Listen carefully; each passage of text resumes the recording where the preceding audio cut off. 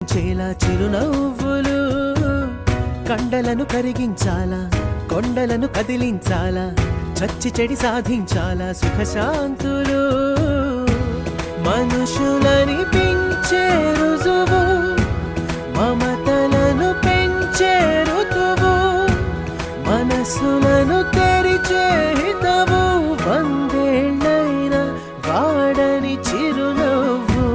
ఎక్కిళ్ళే పెట్టి ఏడుస్తుంటే కష్టం పోతుందా కదా, మరెందుకు గోలా?